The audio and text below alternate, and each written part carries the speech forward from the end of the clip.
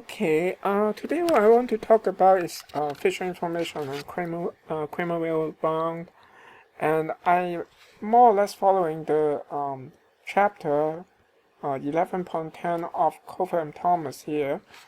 So basically, what feature information does is very much different from entropy.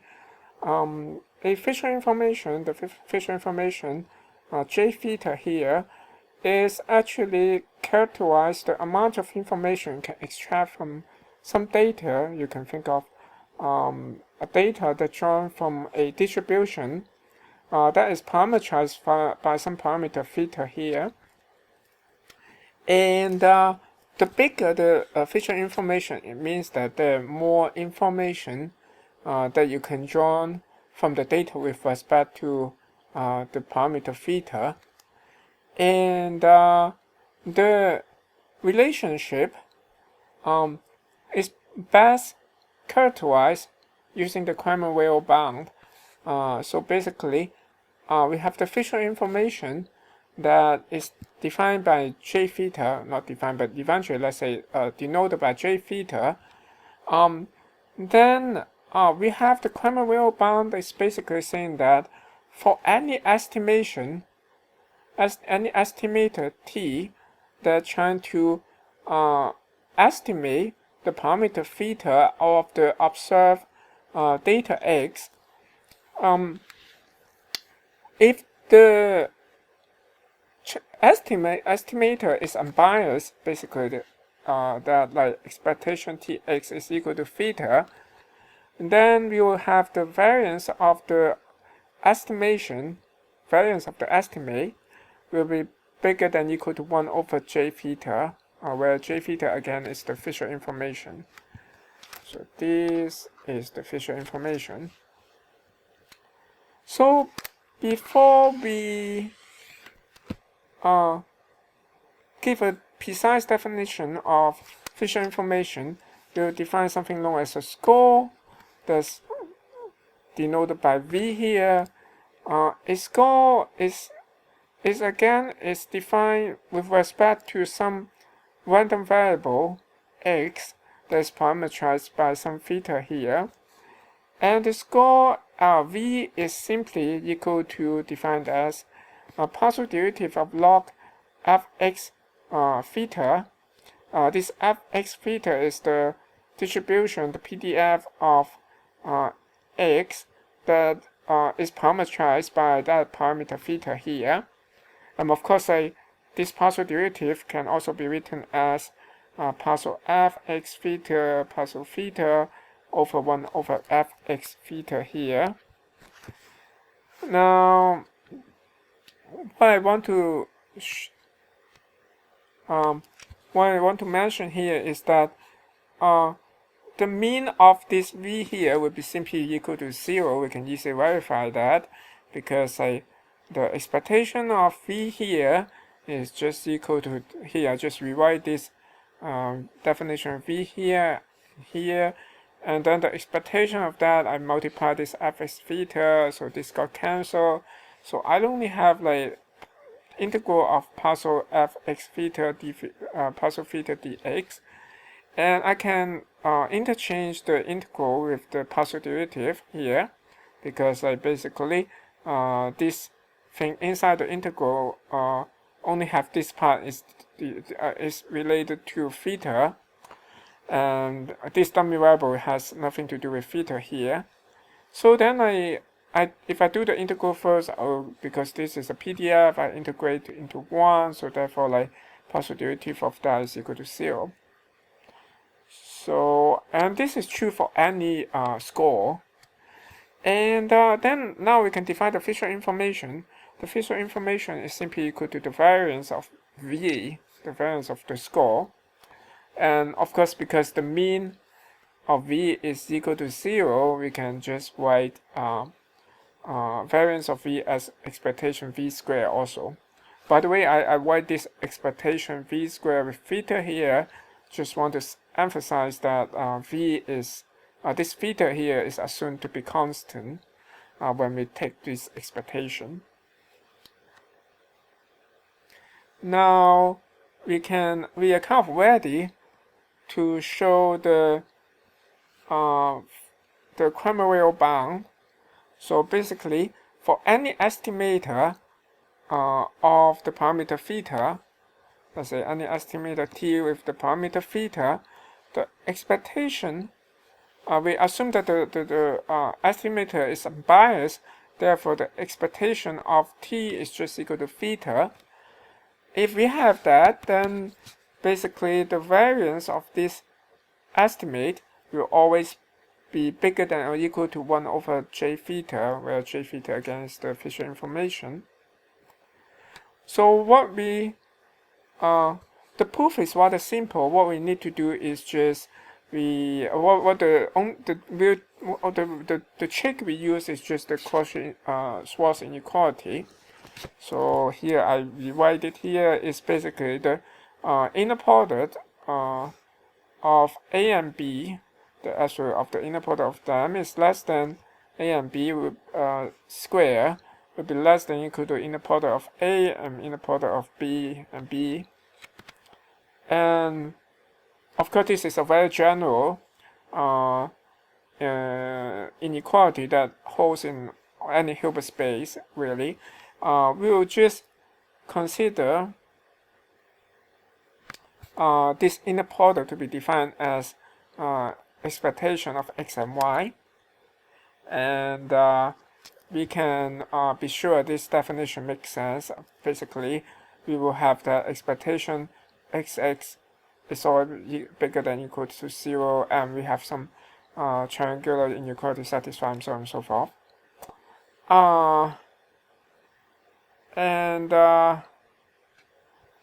And then let's consider A is basically e theta t minus t, and B is e theta v minus v. And then we have the left hand side is equal to this guy here, and the right hand side is this guy here. And now because we assume that t is a unbiased estimator, so expectation t is equal to theta. So I have this is equal to theta here. And also we already shown that the expectation of the score is equal to 0. So therefore expectation phi is 0 here. So I have this is equal to this instead. Is the right hand side become this here. And so let's focus on the left hand side here. This expectation, I can rewrite this minus sign as t minus theta times v is equal to expectation tv minus expectation theta v here. Of course, theta is constant. I can pull it out, and expectation v is equal to 0. Therefore, this whole thing is 0. Expectation tv here is equal to, let's see, I have this t here, and v is equal to this guy here. So if I do the expectation, I just have this tv multiplied by the PDF and then integral over dx here. And this PDF I got cancelled. And then this partial derivative over theta is similar to what we did previously. We can pull it out. And then we have this instead. As we already mentioned that the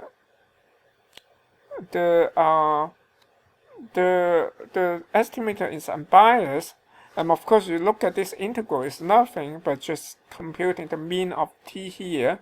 So therefore this is equal to, this integral is equal to expectation tx is equal to theta, and if we take the partial derivative of that, it's just equal to 1. So therefore the left hand side is nothing but it's just equal to 1 here. And the right hand side, we have this expectation v squared is basically the Fisher information. This is equal to j theta. And this second guy is nothing but just the variance of t, because the expectation of t is just equal to theta. So that's it. That's basically the Cramer bound. This is the proof for the Cramer bound for the case when t is an unbiased estimator. So now, before we go into an example, let's let's let's consider the feature information when we have more than one observation. Previously, we are assuming that okay, we have some x that is drawn from a distribution as a fx theta here, and we say the feature information is basically defined as the expectation, or actually we better define the scores first. We have a score is equal to the partial derivative of log fx theta with respect to theta, and then the feature information is equal to the variance of v here. Now let's say we instead of we only have one observation, we have n different observations here. Again, we try to find the feature information for that is a feature information with respect to this n observation. Of course, we can think of this n observation as just one observation from a joint PDF of x here, but that joint PDF is nothing but just a product of this individual PDF here. So therefore, like the score, we can define the score again is just the partial derivative of log of this joint PDF with respect to theta, and then like because it's this joint PDF for this joint PDF, each random variable are drawn independently. So we have this is just equal to a product. If we log it, just become a sum. So we have this sum over log partial derivative log fxi theta over f theta here. This everything is kind of ugly. And then if we think of that, each of these guy is nothing but just the score for one of this observation here. Therefore, this score, or like you think of the total score for this n observation, is actually nothing but like score of this sum of each of these observation. And then the feature information for this n observation will be just the variance of this score v here, right? So it will be like the variance of this sum of this vi here. But of course, like for each of these xi are drawn IID independently, most importantly. So therefore, all this vi will be independent as well. So therefore, the variance of the sum of the vi will be just equal to the sum of the variance of vi. So each of this variance of vi is nothing but just this the feature information of one observation, basically j theta. So therefore, jn theta is just equal to nj theta here. Oh, it makes lots of sense. Basically, if you have n independent observation, you will just have the amount of feature information will be just like multiplied by n. Okay, now let's look at an example. Let's say I have x is drawn from a Gaussian distribution with mean theta. There's a parameter that I don't know, and the variance sigma squared that I know. And let's say I draw x for like n times. I have x1 up to xn. That's my data. Now what I want to do is I want to estimate the unknown parameter theta here. And the most natural and simple estimator one can imagine is simply computing the mean. So it's like you have an estimate of theta is just equal to this t here is equal to x1 plus x2 up to xn over n here.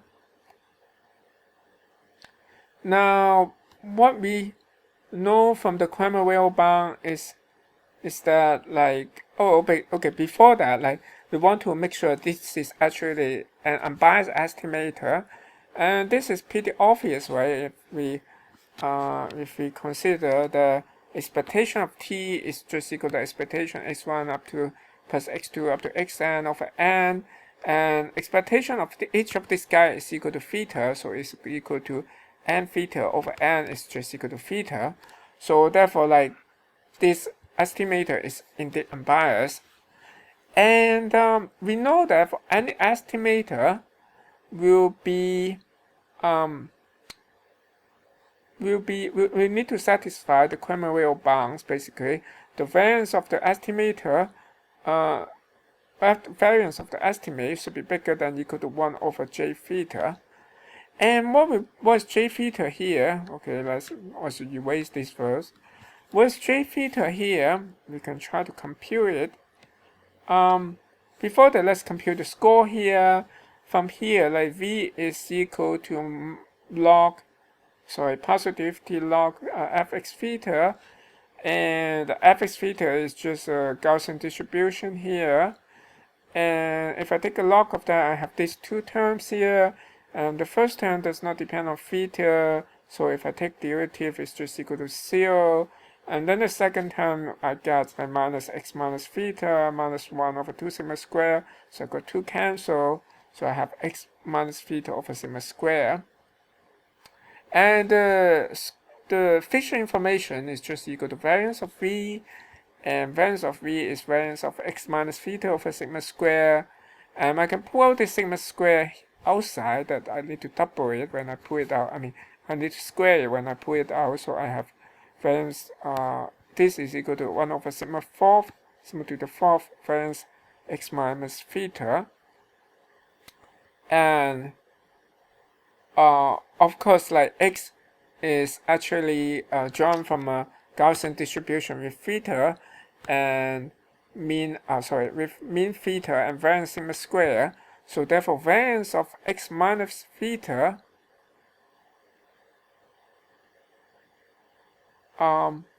is nothing but just like is equal to sigma square, right?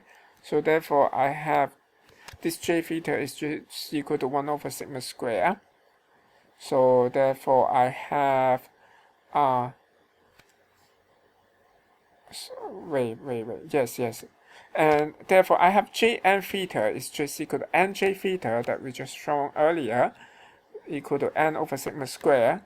So actually, this I thought better use j and theta. So the Cramer bound saying that variance of t is always bigger than equal to sigma square over n.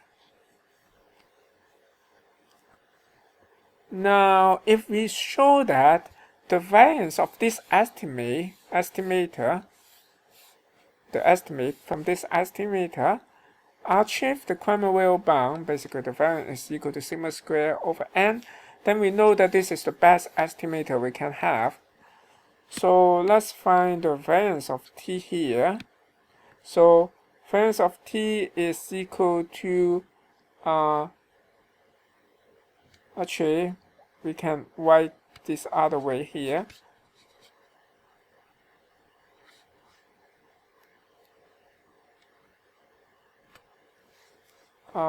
Variance of t is equal to variance of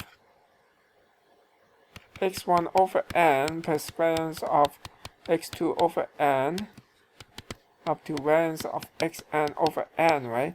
Because like x1, x2, and so on, all of these are independent, so therefore the variance of t is just the sum of the variance of each of these independent variables. And variance of x1 over n, again I can pull n, our n is a constant, pull it out, we have n squared coming out. And variance of x1, because x1 is drawn from this Gaussian distribution with variance sigma square, so variance of x1 is just sigma 1 square. So variance of 2 is also sigma, sigma 1 square, sigma square. And variance of x2 is just equal to sigma square. I need to over n square here. Variance of x2 over n is just equal to sigma square over n square, and so on and so forth. Each of them is just equal to sigma square over n square. So therefore, sum of these n terms here is just equal to sigma squared over n, and therefore like this exactly meets this Cramer bound here. So therefore this this estimate here is the best estimate that we can have. Okay, let's consider the general case that our estimator t that may not be unbiased. So in general, the estimator, the estimate t, the expectation of that estimate t may be equal to theta. That's the real parameter plus some bias term like bt theta that is depends on the bias theta here. And then we have a general Cramer bound will be the square error will be bigger than equal to the square of the bias plus 1 plus bt pi over j theta, where j theta again is the Fisher information. So the proof is more or less the same as what we did previously. Just use the squash inequality.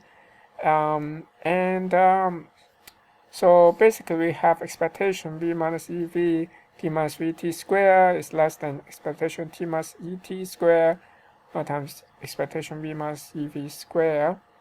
And of course this last term here is nothing but just the Fisher information, that's the variance of the score v. And this second last term, we know that like expectation t is equal to theta plus bt here, so we just put it here, and then we split the term. We have we can expand this square here, so I have t minus theta square plus bt square minus 2 t minus theta bt, and then we just do expectation for each of the term. And of course, like actually maybe I better put a theta here also, just to emphasize that we are assuming theta is a constant in terms of the expectation. So we do expectation of bt, because bt is just a function of theta, so it's just equal to bt itself, and the expectation of this bt multiplied by t minus theta, we can just pull out this pt, because bt again is only dependent on theta, and expectation t minus theta is just equal to bt, so therefore we have minus 2 bt square. So we have this is like expectation theta t minus theta square minus bt square. And then for this term on the left hand side, we have basically the average of a score, the expectation of a score is just equal to 0. We can just ignore this one. And then we have this v t, expectation of t is bt plus theta, so minus bt minus theta. But like both this bt and theta are independent of theta. Let me just put theta here just to emphasize that. So then like we can just pull out this bt and theta, and then we have expectation expectation v times bt plus theta, something like. And of course expectation v is just equal to 0, so these terms will be just equal to 0, therefore we just have expectation vt. And then we substitute the v is just equal to this part here is equal to the partial derivative of f with respect to theta over f x theta. And then we multiply by t and do the expectation multiplied by the PDF and take the integral. And then f get cancelled. We only have this left here. And t basically is independent of theta. We can just think of it as a constant here. So we can interchange the partial derivative and the integral. Then we have like f partial derivative of this integral f x theta t dx. This is just expectation of t is theta plus bt. So take the derivative of this is 1 plus bt pi. So therefore we have on this side is 1 plus bt pi square, b pi square. So basically it's, okay, I missed the square here. It's this part here. And we have this j theta here is here. So basically we immediately get this common real bound here.